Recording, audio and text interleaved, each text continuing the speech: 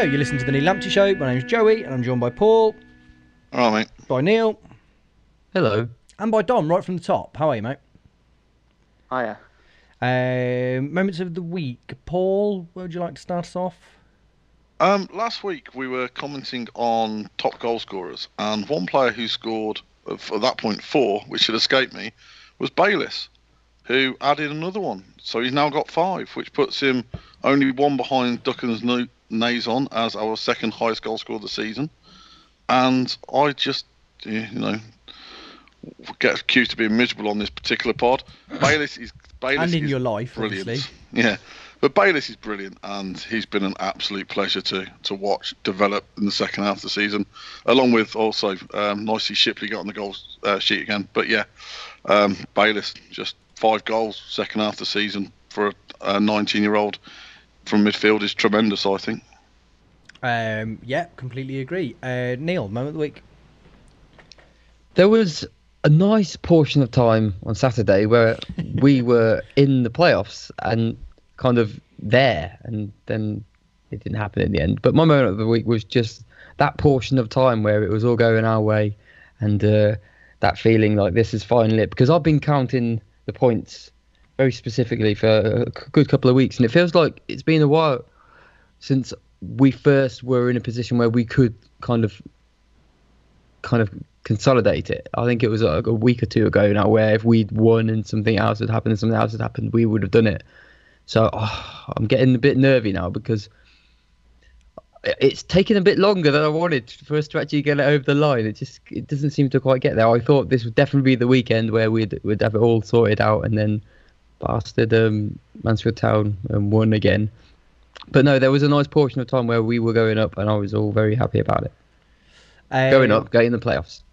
Yeah, but I guess so. Lincoln lost as well, didn't they? It was Experimental 361, fabulous football statistics website, calculates it at 90% likelihood of us finishing in the playoffs. I'll take that, I think.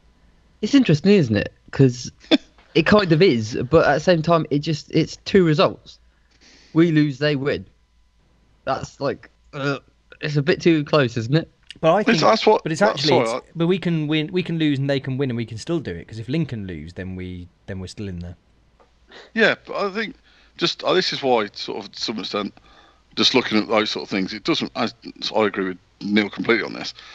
At the end of the day, whatever the statistics are or whatever, all we have to do, if we draw, we're fine. And like, there's almost no point looking at any sort of statistics or anything else. It's purely down to whether or not we draw that game. And it's the most interesting about the remaining games of the season is we're the only ones playing against a team who have anything else to play for. Lincoln don't. They're playing Crawley, I believe. And Mansfield don't. They're playing Yeovil. We've got the team who could potentially drop out of the Football League, which is going to give them something to play for. I wonder how much that's factored into the 365 thing, because that is absolutely massive, isn't it? I wonder what will happen if we get to 65 minutes and it's still 0-0. Both teams needing a draw to achieve what they need. I mean, the Italians call it biscotti, I think, isn't it? Yeah. I sense things might slow down somewhat. Yeah. I mean, it's a bit too delish. The funny thing with us is that the likelihood is that we'll draw with them, but it'll be like a 4-4 draw or something, just to make sure that everyone's completely on the edge of their seats. But ultimately, still, the final thing you'll be like, oh, that was the draw that we were all talking about. It's just I think what's more likely is it will get to like 89 minutes, it's still 0-0, and then someone will back pass to Lee Burge and it'll go under his foot, and then that'll be the end of it. And that was just something like that will happen. I don't trust us to even play out a 0-0 draw. No. Something will go wrong. Yeah. Dominic, your moment of the week. Well, I got to experience a lot of goals, so it's hard to sort of isolate a single moment, but I'm going to go with Mike Minolti's 3rd goal, but his celebration, because it kind of happened right in front of me, and it just, as soon as he went in, he just turned to the stands and just looks up at the fan celebration and just drank it all in with his arms outstretched, and he was just like, he knows he's good. He's confident at the moment, and that sort of sums it all up. And I think for because I've been sort of trying to write my season review over the past couple of weeks, and just going through the early stage of the season, even at halfway stage, we were far from convinced about McNulty.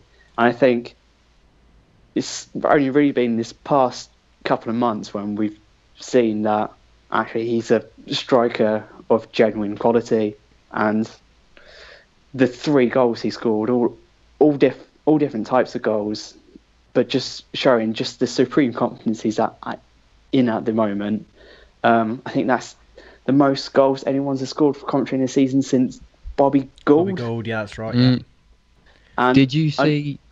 Sorry to jump in. Did you see that stat going around that he was the most assists and goals in 2018 That's in right, England? yeah. So ahead of anybody Yeah. else. That's pretty nifty.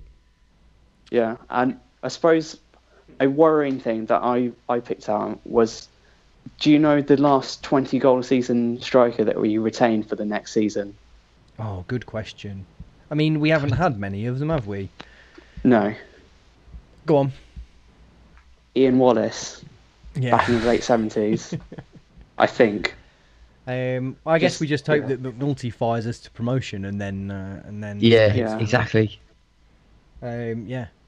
I'm going to go for. I'm going to sort of combine a few of these. My moment of the week was, I just think this season, I've finished this season being really in love with Bayliss, Shipley, and Biamu. And I just think for all 3 to get on the score sheet in the same game was magnificent. And also, there's that photo, isn't there, of Bayliss and Shipley sort of jumping up in the air into each other's arms. I was like, oh, that is wicked. I just think the pair of them are so fantastic, aren't they? Just quite. I think Bayliss is obviously the one. I mean, we're saying this every week, haven't we? Bayliss is the one that takes all the headlines, but Shipley's been so impressive in this tail end of the season. I'm just really. Biamu just seems like a really nice guy, and like he just makes us a better team. Just really glad now that he is scoring goals on top of it. Be interesting to see what happens with the team next week, of course, but I just thought it was really it was really fun on Saturday watching Mansfield throw it away and then pull it back, and just a never-ending stream of goals, and it was a nice day, wasn't it? Okay, so we played Cheltenham. We won 6-1 away from home. Our biggest away win, Jim Brown said, since ages. Dom, what happened? So I'm going to start from the start with the teams. You maverick. Yes. I'm not going to try some weird structural thing where I'll start from the end and do some flashbacks. Yep. So Stokes and Davis came into the side along with Maxime Biamu. It looked like a somewhat conservative lineup.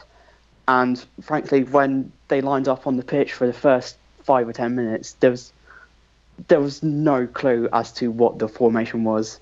It'd either been an attempt to play some form of diamond system with Doyle sitting and Kelly and Shipley, the wider midfielders, and Bayliss pushed up forward.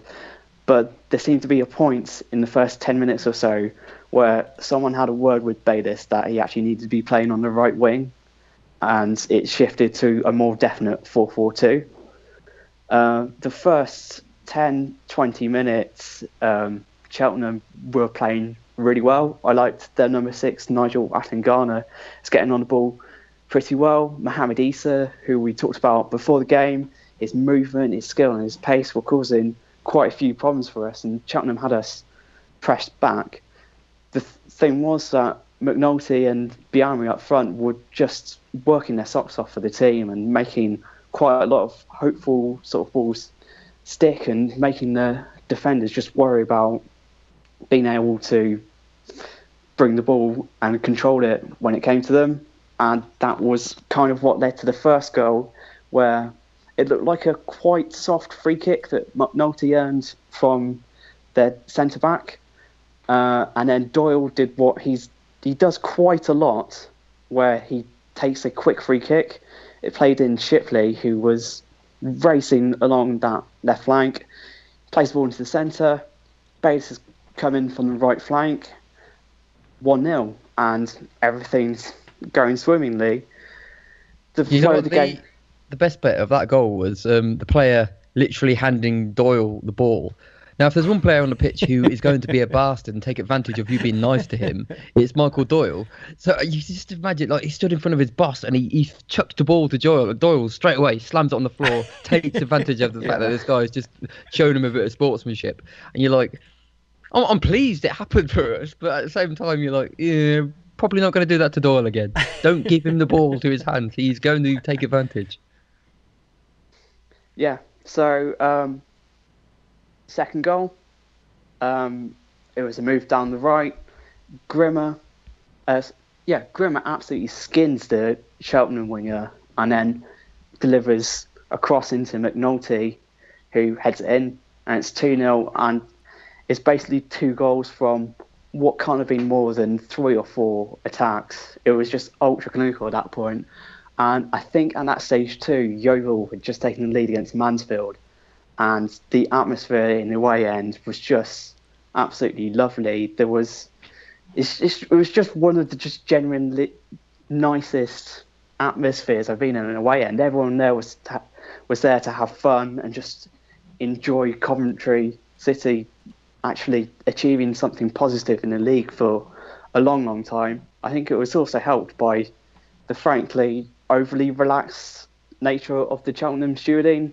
People were running on the pitch, running into different stands. People were sort of standing right next to the goal for the entirety of the game, and they just didn't seem that bothered about it, which I suppose sort of made it a nice atmosphere. There just wasn't really any tension after going 2 goals up so early.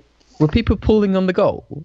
I kept seeing the goal almost move and shaking, and like when the goal was scored, I just kept seeing like the goal almost like properly shaking. I was just wondering whether we were like, you just imagine the fans sort of like the ball's going out, I'm just pulling the goal back a little bit, letting it go in. Yeah, one thing I noticed, someone had an inflatable monkey just hanging on the goal because it's the last away day of the season, and that's what people do on the last away day of the season. Bring you inflatables. Yeah, it does always annoy me when people bring balloons to chuck onto the pitch, because I just always think of that Darren Bent against Liverpool. Yeah, I was just like, do you guys not know what can happen, especially when it's behind your own goal? Do you not know the incredibly bizarre circumstances that can happen sometimes? Yeah. So aside from balloon annoyance, what else? So third goal, Doyle plays a defence-splitting pass to Maxime Biamu. Biamu plays it across the goal. McNulty does a dummy, and Shipley is coming in from the left and sends it home. 3-0, even better. And then the fourth goal, I know it's something you guys have been talking about a lot this season, which is the, frankly, Baresi-esque passing ability of Jordan Willis, where he plays a wonderful lump forward, which the Cheltenham defender completely misreads, and McNulty, because he's spent so much game just chasing down the defenders and giving them a hard time, he's there to exploit that chance, and he flicks over the keeper. And watching it from the other side of the pitch, it's one of those goals which goes in, and it takes a while for everyone to realise it's gone in, because it looked a lot like it might have gone over the goal. And it's just one of those moments in football where you're like, has that gone in? It has gone in, and it's 4-0 at half time. And inexplicable. Yeah. So 4-0 at half time, and was the feeling that it was going to be 8 at full time? It was a weird one. As I said, it's a game where we kind of looked like scoring in every attack, but we weren't attacking that much. It was very much became sort of a counter-attacking performance from very early on, and scoring that first goal obviously helped set the nature of the game, and scoring so many just completely took the sting out of it, and there was no reason to alter that plan. So heading into the second half, another sort of moment of fun in the stands was the Cheltenham goalkeeper came out just before the start of the second half to do some warm-ups with his goalkeeping coach, and it was in the stand where all the Coventry City fans were. So he got a rapturous applause as he came round. And every time the goalkeeping coach tried to practice a catch with him, everyone was cheering him ironically, and that must have been one of the most galling experiences of a professional career for him. So then, as the second half started, the sort of nature of the game changed quite a bit. We dominated the first sort of 15, 20 minutes of the second half. We were in the mood to rack up the goals. I don't know whether Mark Robbins had made the team aware that if we score quite a lot of goals in this game, it's going to help give us a buffer heading into the final game of the season if Mansfield win their game, which they won at that moment in time. But a number of decent opportunities didn't quite fall for us. And then just as we're pressing forward, a Cheltenham midfielder, Joe Morrell, is allowed to charge up the pitch unchallenged from his own half into our half, and then play a really good defence between pass between Stokes and Davis. And then Mohamed Issa's through one-on-one, and Lee Burge brings him down. I think he slightly mistimed his charge off the goal line. He kind of had to go off the goal line, and he was kind of lucky, I felt, that it was a penalty rather than a free kick, because if it had been just outside the area, then he would have been sent off. And I think it's only a one-game ban for a professional foul rather than violent conduct, but potentially if it had been a 3-game ban, that would have ruled him out for the final game of the season and the 2 playoff semi-finals. Weird to rules. Get there. Really weird how that 1 yard nuance can make such a difference, and it's the same action, everything's the same, and yet for some reason, because it happens like 1 yard different, that can alter the interpretation of what the foul is. This is where rules are messed up in football, I think. Not to go too much off on a tangent, but the idea that because he made that foul slightly into the area, that adjusts what it meant and the purpose and the punishment that he gets. Strange. Definitely foul though. Yeah, there's no argument there. I mean, it's tremendous foul. It's clear and obvious. I tried watching it back thinking, well, did he knock the ball away? Was he not really in control? No, he was. That's a definite penalty. That's an absolute textbook penalty. And the execution of the penalty was textbook too. Mohamed Issa sent Lee Burge the wrong way, and it reduced the deficit from 4 goals to 3 goals. And then for the next 10 minutes or so, Cheltenham created a few good opportunities. They're throwing players forward. They're playing with a bit of spirit. We were panicking quite a bit, it seemed, for some reason, despite being fairly comfortable in our lead. I don't think we would have blown the lead, but if they'd scored a second goal quite quickly afterwards, you don't know what's going to happen after that. I think the best chance fell to Mohamed Issa, and he just about spooned it over the crossbar. And then the 5th goal that we scored, Mark McNulty again doing good work off the ball. Away from scoring a goal, creating a little bit of space in the penalty area, then tees up Jack Grimmer, who puts in the cross, and Maxime Biamu does what anyone would do in that situation, and bicycle kicks it into the goal. It's a sort of weird slow motion bicycle kick, which doesn't look quite as graceful as something happening faster, say Cristiano Ronaldo doing it, but a beautiful thing to see nonetheless. And even better that it was Maxime Biamu who more than deserved a goal for that game. His work rate up front was magnificent. He was even getting back and making tackles, which is obviously going to make you a bit of a favourite among the fans. And to get that goal, it was just rewards. Have you seen it back? Have you seen it back on iFollow?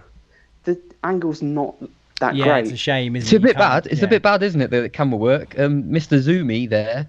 Why can't they just zoom out and give themselves a bit of space to work with? I just think that job must be the hardest thing in the world, trying to, with one camera, trying to catch an entire football match, just in live real time, must be impossible, mustn't it? The art of camera work.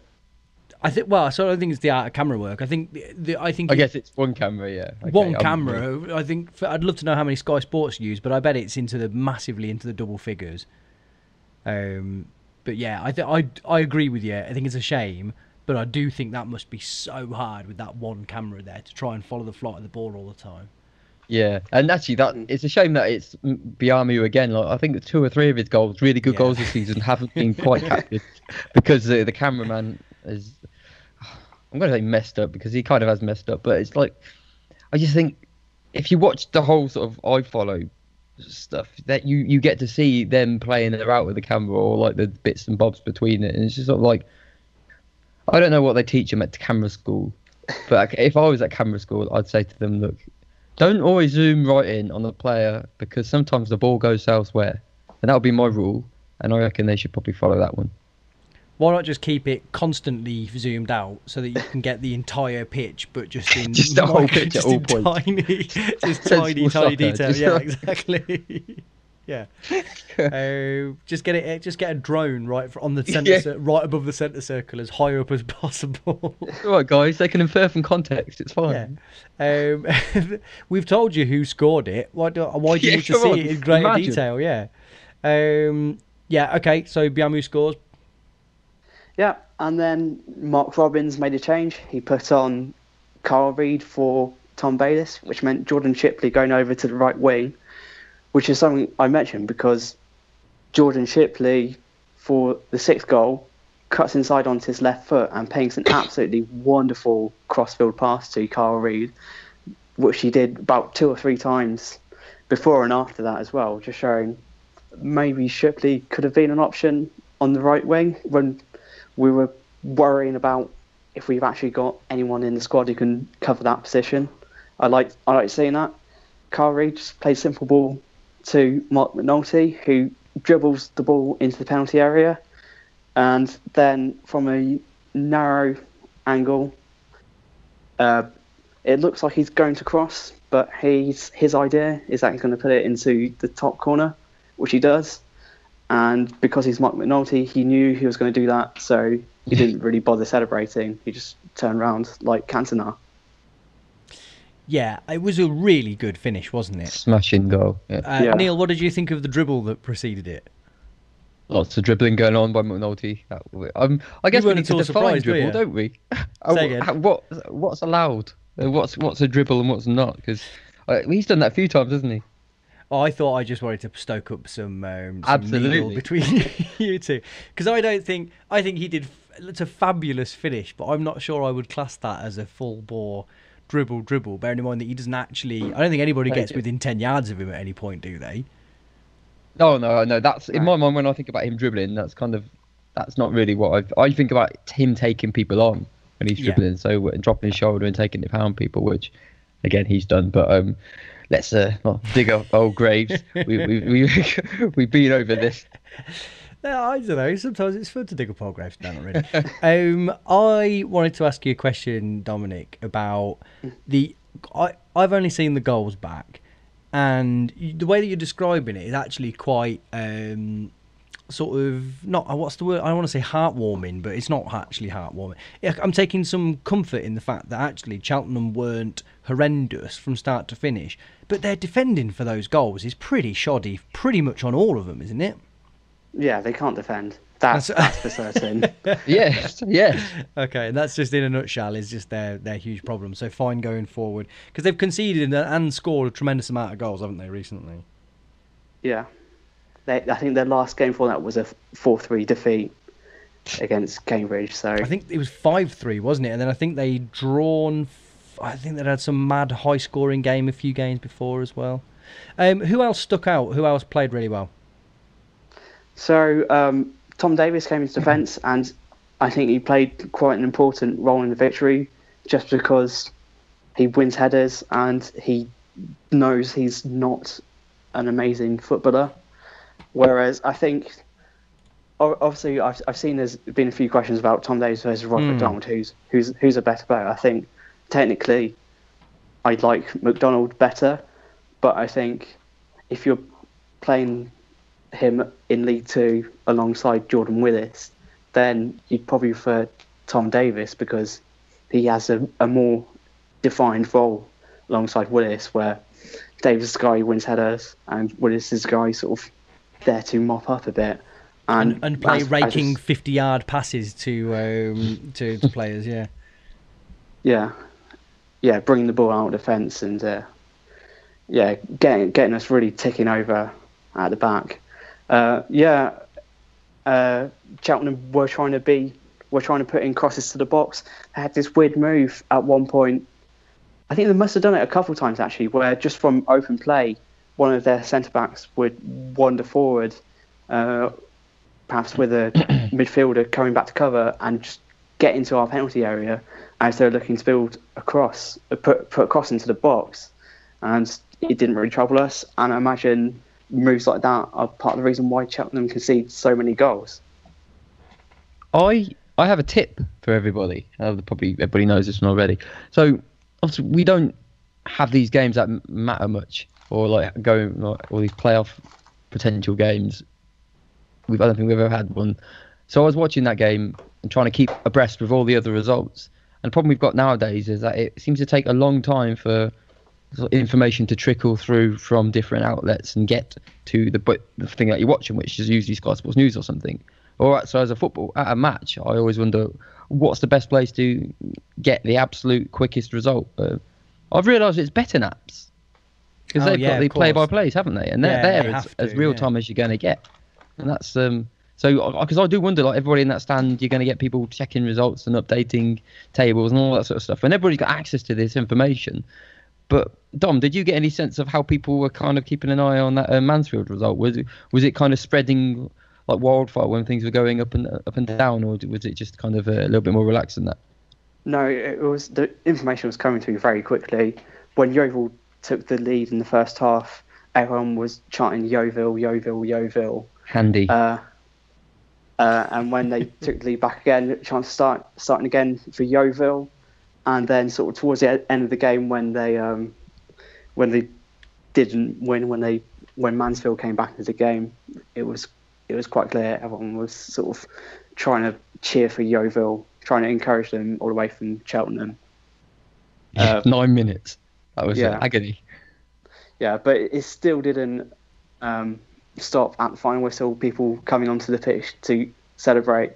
But I suppose that's the one sort of tinge of regret of what was an absolutely amazing away game, a lovely atmosphere, was that we didn't put it off there, that the result didn't happen, because it would have been absolute scenes, because everyone was there to celebrate Coventry City. It was a really relaxed atmosphere. It was a relatively nice day. Well, at least it wasn't raining too badly, which is what you want from Britain in April. So yeah, that was the only thing. There was a few people running on the pitch, but I think everyone else realised that the job isn't done yet. Very good. Anything more Cheltenham-y before we move on? I suppose the last thing I was going to mention was Johnson Clark-Harris's cameo appearance, where he puts in what I think is a typical good Johnson Clark-Harris performance, where he's just chasing players down, putting his physicality about, showing that turn of pace and that directness that you want to see from him. I just think he's so close to being an absolutely sensational striker. And I don't know whether he's almost overly deliberate, or at times sort of just tries slightly too hard to make things come off. And it's almost like you want him to relax slightly and just have a bit more confidence that something's going to come off for him, because I think with the right wind behind him, he could be having a goal-scoring season like McNulty. I see. For me, I can't put a finger on it really with him. There's something about him that I really, really like, and it's what we talked about after the Mansfield away game. Is part of it is that I like how aggressive he is, just outright nasty and aggressive he is. But the other thing that occurred to me, and in light of the goal against Lincoln that he set up for Tom Bayliss, is I'm not 100% sure that I expect him to ever bang a load of goals in for us, but the work that he does off the wing, I think makes him really, really valuable. And I wonder almost whether he's sort of better served either as a sort of ideally like a wide player in a 4-3-3. I just think that the goal against Crewe, and that we might have talked about this last week, so I apologise if I'm repeating myself, but the goal against Crewe, the goal that he set up against Grimsby for McNulty, the goal that he set up for Bayliss, I just think he does a lot of really good work on the counter out wide. I think I really, really like him in those positions. But yeah, that's all I've got to say about that. Okay, that's good that he came on and made an impact. Do you expect that it'll be Biamu and McNulty again? I mean, I guess it'll be McNulty. I think that's probably a fair thing to assume. But who do you expect to line up against him on Saturday? Oh, God. Predicting Mark Robbins' team selections at the moment, you don't know. It could be Corey or Die up front. Yeah, quite. I think he'll stick, for the first time in a long time, with exactly the same team. I think we might actually have a settled lineup. By settled, I mean he'll play the same team twice. We have, in fact, had a question around... Let me try and seg this properly. From Vasquez, #1 fan on Twitter. How do you think we should approach the Morecambe game? Paul, I'm going to bring you in at this point. What would you do? Win. Okay, that's good. Anyone else anyone care to venture more analysis than that? I want to hear more from Paul. No, you don't. Yeah, no, you don't. No, I'd keep it very much the same. I think you'd be silly to change it. I mean, it was good that Biamu came back in, scored, and had a really good game. I still think he is McNulty's best partner. So I'd definitely keep Biamu in. The only other question I've got for Dom is I've seen a couple of places Liam Kelly get quite a lot of praise. He seems to be someone who's coming into form at about the right time. Is that fair? Yeah, it was a decent performance from Liam Kelly. He seems to have the leash taken off him slightly, where he's just given much more license than he had right at the start of the season to actually press forward and try and force opposition midfielders into mistakes and try and get in the penalty area. He had a couple of chances from just outside the area where his shot wasn't powerful enough. But I like seeing this new aggressive Liam Kelly, and long may it last. So re-Morecambe then, Dom, if we move seamlessly into the preview section of this podcast. What can you expect from them? Is there anything at all that we can expect from them, given the sort of the way that the league table is stacked up and what that will do to their motivation? Yeah, so Morecambe are a club in a weird moment, really. Last season, they were taken over by a mysterious Brazilian businessman called Diego Lemos, who proved to be about as legitimate as someone saying to you a Brazilian businessman is taking over Morecambe. He didn't have the money. He might have been a real person, but that is debatable.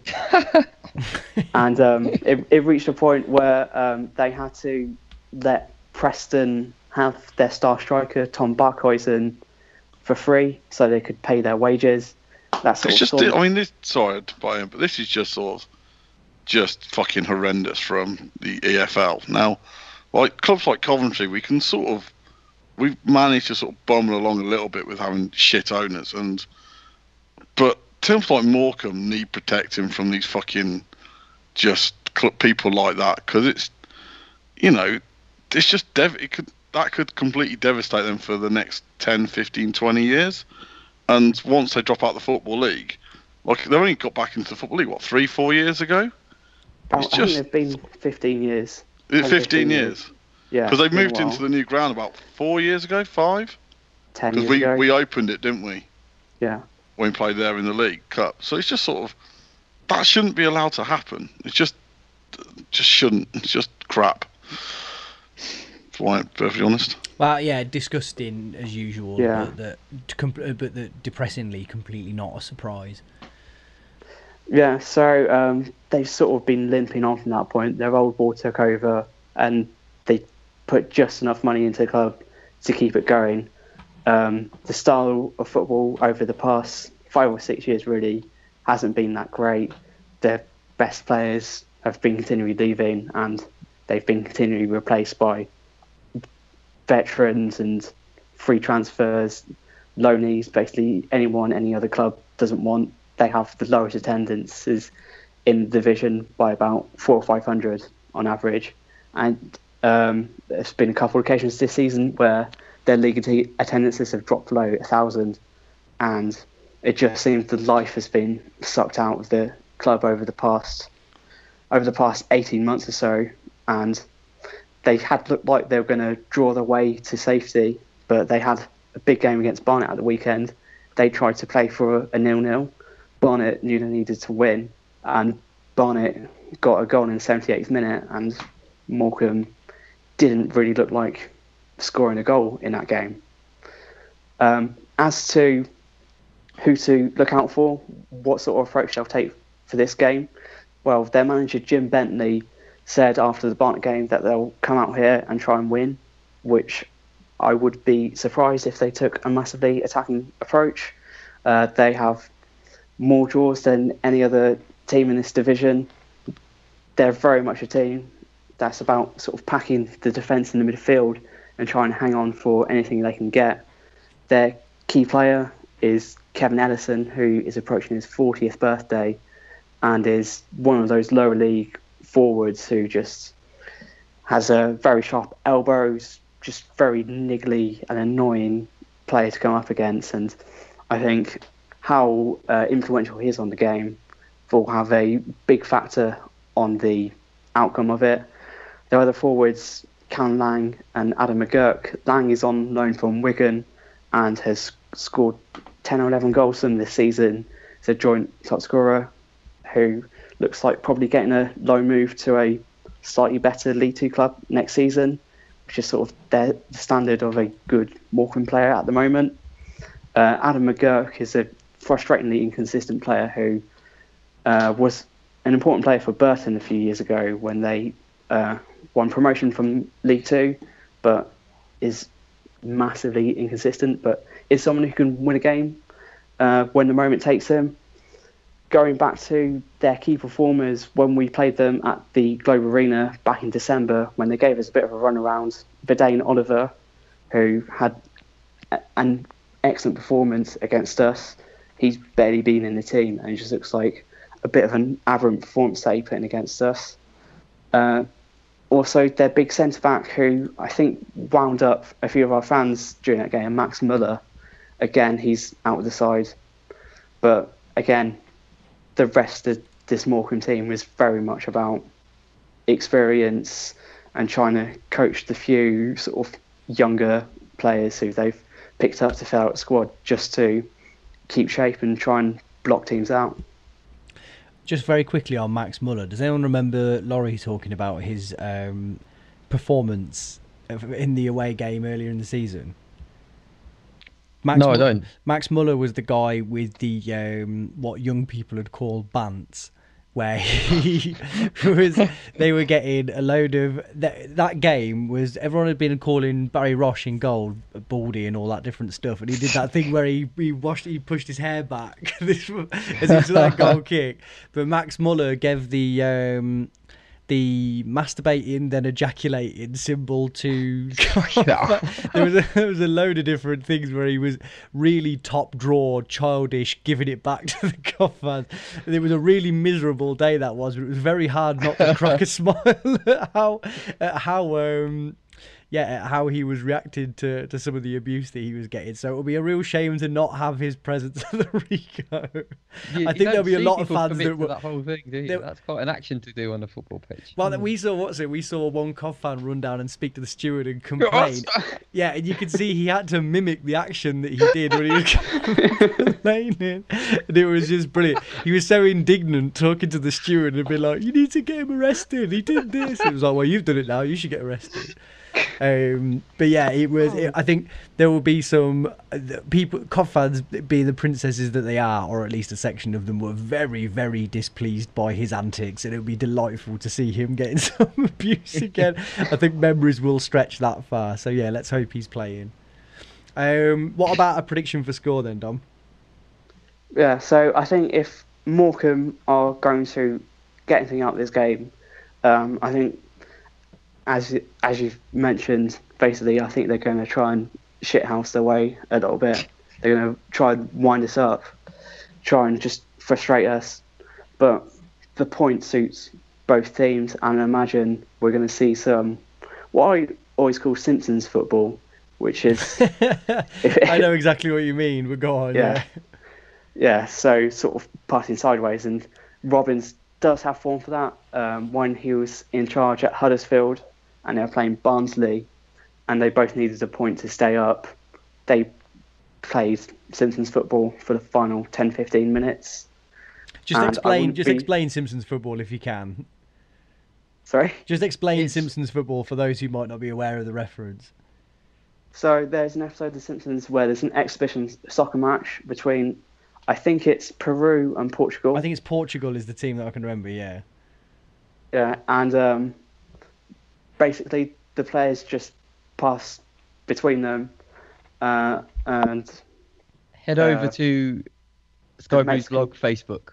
I memed this one up on Saturday afternoon. I felt very much the same about what I thought the match was going to end up like. So, yeah, I threw this one out there. It's interesting. Yeah, but I don't think there'll be a massive riot this time if that were to happen, except for maybe in Sunderland if they still care about that. I'm sure they do. Yeah, but I think we'd only see that kind of thing if it was the final 20 minutes or so. I don't think both teams are going to set out and just play out an exhibition game. I agree with you. I don't think it'll happen from the start. But I do think there's a couple of things, and one of them is I think that Robbins is obstinate enough that I think he would be like, no, we have to respect the sanctity of football, which I agree with it as it happens. But secondly, I think there's something a little bit cosmic about Barnet at the minute, isn't there? That I've got this strong feeling that they will stay up, and that I think we will have the opportunity to contribute to it, because there's this. Just the amount of points they've picked up since Martin Allen's gone back in there. There's just that bit of you that just feels like, it does feel like it's when sometimes you feel like football is scripted. When he comes back in and he'll keep them up on the last day of the season against all the odds. There is a little bit of that to me. But I would take a draw, obviously, just to make sure it was safe. But I don't know whether it will end up playing out like that. Yeah, I also don't really want to be at a football match where there's 20 minutes of Doyle passing to Kelly, for 20 minutes. Squares it. Yeah. Okay, very good. Yeah, but sorry, I was going to say, I think we will win the game. I think, it would be, frankly, bizarre for us to approach a game for 90 minutes to get a draw against Morecambe, and I don't think the crowd would have it. I think if we tried that, the displeasure at doing that would be clear. If we did that right from the off, on Legends Day, no less. I mean, Jimmy Hill is the biggest legend at Coventry City, and that wouldn't be beyond him. But yeah, it's not cool, man. No, it's not. Okay, right, let's wrap things up. We've got some time, so let's do some listener questions. Why not? Quick fire questions. I'll throw them to you individually. From Tom Ellis on Twitter, who do you think we have the best and worst chance against in the playoffs? Dom, that feels like one of your questions. I don't think we have to be particularly scared of anyone in the playoffs. I don't think there's any opponent that we particularly suit. There's certainly no one who stands out that I would fancy.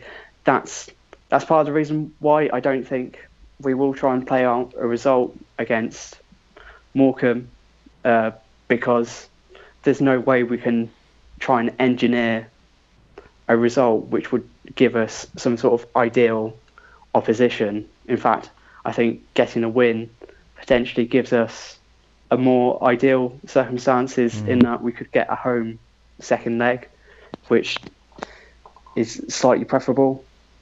Although I don't have a preference either way. I just think the three teams that we're likely to be against, we could beat, we could lose. But if I was gonna pick one, maybe Exeter. I just don't think. I think if they're so reliant on Jaden Stockley, and I think if you could mark him out the game, you've gone a long way there. And they're not quite the side that they used to be, even though they're sort of more successful. They've gone much more direct. They're much more reliant on one player than they would have been in the past. But even then, that I wouldn't have a massive preference over trying to engineer a playoff semi-final against Exeter. Paul, do you have any preference? I'll take Notts County. Any reason why? I just think they're the team we're most likely to beat. I worry about Lincoln. When we played them, there's something about Lincoln. You're talking about sort of football being written. I sometimes think that at the moment that Lincoln side has got that in them where they can. It wouldn't surprise me if they were the team that got promoted. So I just think Notts County are pretty poor. From what I remember, they weren't that good against us. Exeter is just a bit of a queer one. Whether or not they're disappointed about not going up automatically, but I think the best three teams are already promoted. To be perfectly honest. Yeah, well, I think undoubtedly they're the ones that deserved it the most, aren't they? I mean, I know that's not reductive, but it's ridiculous to say because obviously they've accrued the most points, but they seem like the justified on the pitch playing wise as well, don't they? Yeah. Neil, preference? I personally think we're probably our biggest our own opposition. We can. I've no issue with who we play. I really haven't. I think we can beat anybody, and we've got the capability. It's so much more about just which Coventry City turns up, and I think we've seen recently that we're quite capable of that being quite a wide-ranging sort of version of Coventry City. So yeah, I'm just more concerned about which of us turns up rather than who we play, because I think if we play like we know we can play, then we can sort any of them out. You think the only thing to fear is fear itself, don't you? You got it, man. I'm sort of with you, Neil. Actually, there's this sort of cliched idea that the playoffs is suited to whichever team goes in the best form, doesn't it? And actually, it seems like everyone's been falling over backwards to try and not get in there. And that there doesn't seem like one particular team that's scarier than the rest. And not even Lincoln, I think, are beatable. I think having played them as recently as we have gives both teams an advantage should we face each other, even though that doesn't make any sense at all. Not an advantage, but that it gives us some experience. And actually, I don't think the game would play out as it did. I don't think the 2 legs would play out as it did most recently, because there's a lot to learn from that. But I still probably not fancy them. But it's like you say, it's really more about which version of us turns up. We've done Scott Keane's question about Davis versus McDonald, I think, unless anybody wants to delve further into that debate. No. Question for Neil: from Daniel Davenport, why do so many Coventry fans not rate Lee Burge? Because he got sent off that one time. Do you think it's still just that? Do you think that we're a bit one-eyed about it? That maybe we think too highly of him, or because it's very strange the sort of the disparity. People are either on one side of the fence or the other, aren't they? It's a combo of things. So I think that goes against in the sense where people will bring that up, and we'll bring it up as well a lot of the time. So there's a reason why people have this sort of historical dislike for him, and they'll always hold that bit against him. And that probably in some ways I think goes towards aiding how they judge this player, and I think they'll look for the negative in him because they just generally don't like him.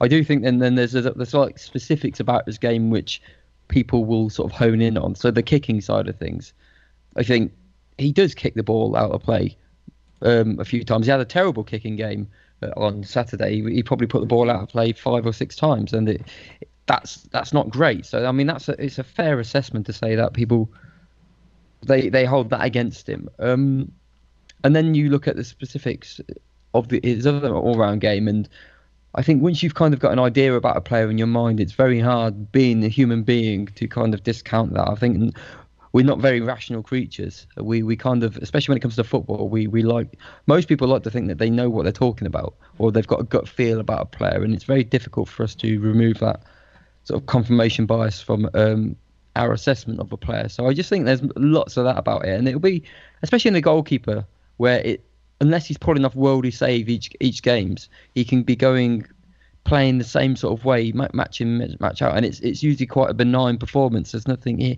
neither here nor there, so there's nothing to kind of sway you either way. So the only things that you do notice from a keeper is if you do worldly saves or if you make a mistake.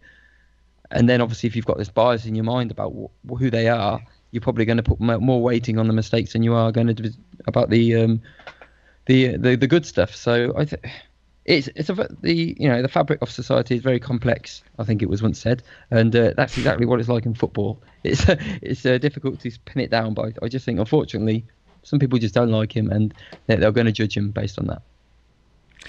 Very eloquently answered, thank you. Oh, thank you. Paul, what have you picked out as your goal of the season? Biamu's against Yeovil. Which one was that again?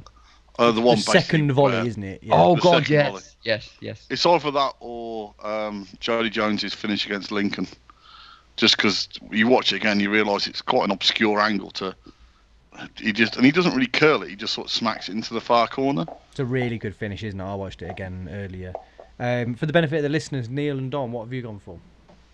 Well, for a laugh, I went for Michael Doyle's, but I agree with Paul. I think that one against Yeovil from Max was an absolute bastard of a strike. Fantastic. And Dom? I went for the Maxime Biamu goal, which was basically the same as the Yeovil goal, but the one against Swindon. The other end? Yeah, which I just thought, I watched 2 goals back and just went on, well, Biamu there weren't any defenders that close to Biamu for the Yeovil one, and there were defenders maybe 10 centimetres closer for the Swindon one, equals better goal. But really, they're basically the same goal, and that's probably why neither will win goal of the season, because the voting sort of cancelled each other out. He split the vote very much, hasn't he? Yeah. I mean, I've gone for Doyle. I've watched it about 50 times today because I'm looking for that thing in his eyes that says I'm shooting here rather than just trying to tackle the player and accidentally going in because the bloke moves. I think he shoots. I've managed to completely convince myself that he shoots, and I think that there's a question of, is it completely sullied by the keeper having an absolute nightmare with it? And I kind of think it's so outrageously far out, isn't it? That I think it's never going to go in unless the keeper has a nightmare. You've just got to judge, like the McNulty one the other week against Stevenage. I think the credit goes to the player, not because he's got it so accurate that it's in the very top corner, it's unsavable. Is that the speed of thought to see a keeper and go, you aren't ready, are you? And I'm going to have a crack at this. And I just think I also think it's brilliant to me, the idea that Doyle will score. Is that the only goal he scored in the league this season? No, he got one against Swindon away, didn't he? Yeah, and Cambridge. Yeah. But I just love the idea that Doyle will sweep all of the awards. Oh God. I wouldn't have a problem with him winning that goal of the season award. I think it's just so ridiculous, that goal. Yeah. I just think, I know it's a shame and you want to judge it on like merit and technicality and all that sort of stuff, but it's always a bit of a laugh anyway, the goal of the season award. So like the fact that he's just smashed it up in the air and it's gone in, it's just it's ludicrous. So I wouldn't begrudge him it. I can't remember who it was, whether it was you, Neil, or you, Dom, that described it as the how hard can you hit the ball competition. I think that's a Dom thing, isn't it? Yeah, I think if the phrasing was specifically something like most incredible goal of the season, it's Doyle's. My favourite of the goal of the season as it happens, not that, I'm not sure anybody cares, but there was the second against Grimsby. I just think is everything that I want football to be.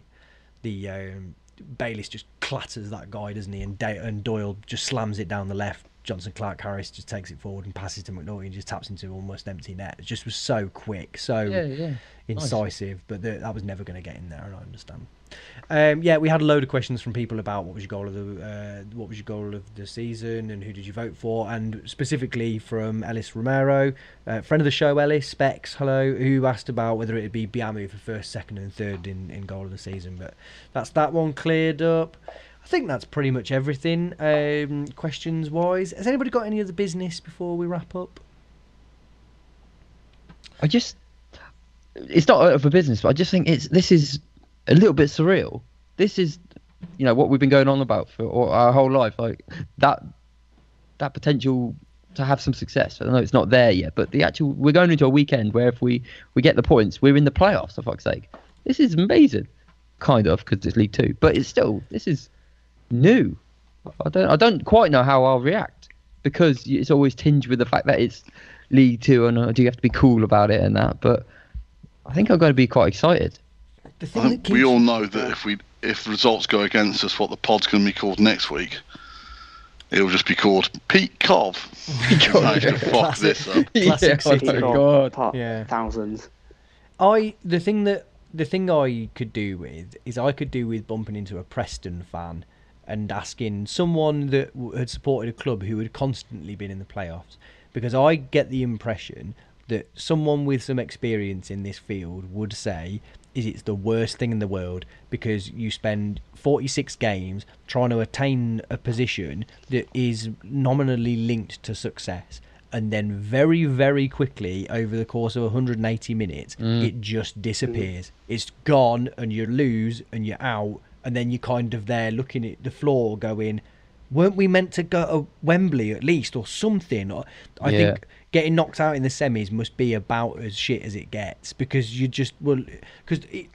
it feels like getting there, if we get there, we'll feel like we've won something somehow. It must be how Arsenal have felt year after year getting into fourth, where you just thought, oh great, we're in fourth, what do we win? You'd be like, nothing. You'd be like, oh, nothing. It's good though, isn't it? You'd be like, well, sort of, yeah, but you've got to do something with it. You've not really achieved anything yet. And there's, weirdly, I think that even if we lose in the final, at least the day of obviously it would be unacceptable to an extent, but at least there's a tangible thing of Wembley again and all of that stuff that comes with it. The fear for me, I think, is about losing in the semi-finals, and obviously we've got to get there first, but it is statistically, and that's even worse, isn't it? Well, you not getting there at all to even have the opportunity versus losing while you've had the opportunity. I would always take the opportunity over. Of course. I mean, as shit as it would be, it's kind of that layered effect, isn't it? Where if we messed it up now, imagine that. Well, I don't want to. No, do not imagine that, people. Positive thoughts. Yeah. In fact, let's move swiftly on before the thought creeps into anybody. Final thing before we wrap up then, so get in touch with us. It's at nil-nil show on Twitter, or it's nil-nil@gmail.com on the email. And just an unbelievably massive thank you for everybody who's voted for us in the Football Blogging Awards on Twitter. If you go to twitter.com/nil-nil show, you'll see the first thing that pops up is instructions. It's just a link that you can click that then creates a tweet, and you click send and it votes for us if you've not done so already. But I can't think that there'll be many of you who haven't voted already, because we've been really overwhelmed with the number of votes that we've received. We got a ton, or it seemed like a ton, for the first round, and then in the second round it's really just it's never, my phone's not stopped going off. So massive thank you to everybody. It's still open. If you've not voted for us, please do so, and we'll bring home hopefully what will be a precursor trophy to us ultimately winning the playoffs. So that's that. Okay, I think we're all done then. So thank you very much to Dom for joining us today. That's all right. And thank you, Paul. Cheers, mate. Thank you, Neil. Cheers, guys. And thank you for listening. Bye.